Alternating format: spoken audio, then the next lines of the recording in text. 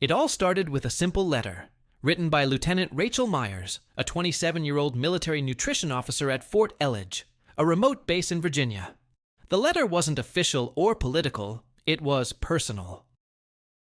"Dear Mr. President," it began, "I challenge you to try one of our MREs, meals ready to eat. Not at a press event, not for cameras, but just you, sitting with us, like one of the troops." Rachel didn't expect a reply. She'd written the letter after a grueling week spent developing nutrition plans for soldiers enduring brutal training in the field. A soldier had jokingly described the beef stew MRE as tasting like betrayal, and Rachel had wondered what President Trump would say if he had to eat the same. 3 days later, her phone rang. "This is the White House," said a voice. "The president read your letter. What's for dinner?"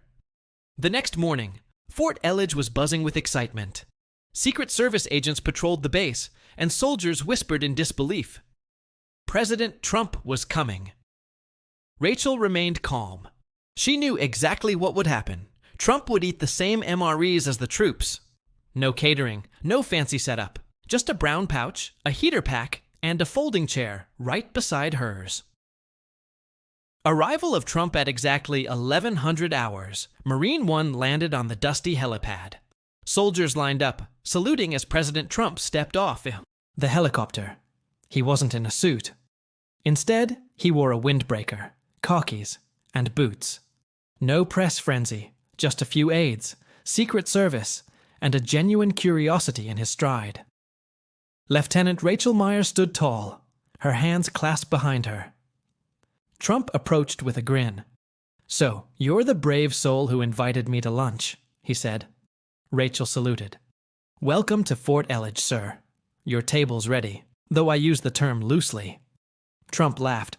"I didn't come for tablecloths. Get in." They walked toward the mess tent. Soldiers peered out from behind vehicles, still unsure if this was really happening.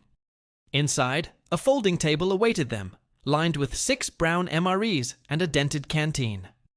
A few hand-picked soldiers sat at the table, unsure of how to react. Trump clapped Private Tony Vasquez, a nervous 19-year-old, on the back. "You look like you've seen combat already!" Laughter filled the room, and the tension eased. The MRE moment Rachel stepped forward. "All right, Mr. President. Your choices. Chili with beans, beef stew, or mystery meat surprise. We highly recommend the stew, if you value your taste buds." Trump raised an eyebrow. "You're not making this easy." Rachel smirked. "Neither is war." Trump tore open the MRE pouch with the same confused look that every first-timer has.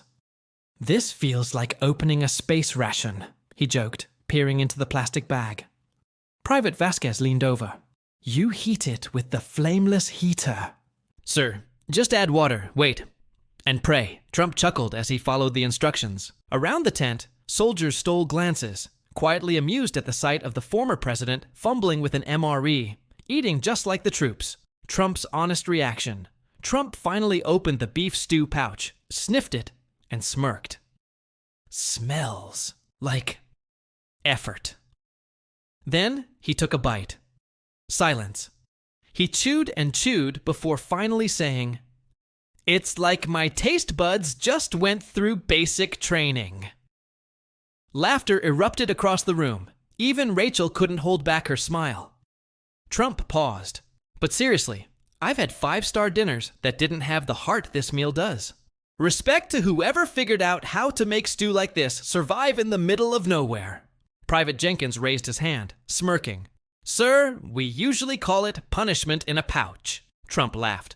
"Punishment or not, you all eat this, so you can keep protecting the country. That makes it gourmet in my book." There was a quiet moment as everyone absorbed his words, followed by soft clapping. The personal connection. Trump reached for the pound cake dessert and asked, "So, what's the story behind these meals? Who decides what you eat out here?" Rachel cleared her throat. "That's a long answer, sir, and part of the reason I invited you." Trump nodded. "I'm all ears." Rachel leaned in. "These meals aren't just about calories. They're survival tools, designed to last for years, endure heat, cold, humidity, Every item is carefully crafted by nutritionists, chemists, and veterans. They're tested in labs, but also in the field. Trump peeled back the wrapper on a peanut butter cracker. I never thought about the people behind the packaging. Most people don't, Rachel replied. But someone has to make sure soldiers stay fueled, even when there's no kitchen for miles, and still feel human. Private Vasquez added, honestly, when you're cold and starving, even this cracker tastes like a hug. Trump glanced at the young soldiers around him. How long have you been in service? Jenkins raised a brow. 8 months, sir. Just out of boot camp, Trump smiled. 8 months more than most people ever give. You've earned every bite of this delicious cardboard. A soldier's story. Rachel pulled out a worn photo of a woman in a helmet, smiling. My mom, she said softly. She served in Iraq. MREs were her only meals for months. She used to write letters about how awful they tasted, but how she'd never forget them. Trump looked at the photo. She's the reason you serve. Rachel nodded. She passed away when I was 14, but she always told me, feed the fighters, not the fear. I guess I took that to heart. Trump placed the photo on the table. She'd be proud, and so am I. The hardest part, Trump leaned back. What's the hardest part of your job, Rachel? Caught off guard, she replied. Besides feeding hundreds of people who pretend to enjoy the food? No, really, Trump said, his tone softening. What emotionally weighs on you the most? Rachel paused, then said, honestly, it's watching young soldiers head into combat with nothing but this food and a final phone call home.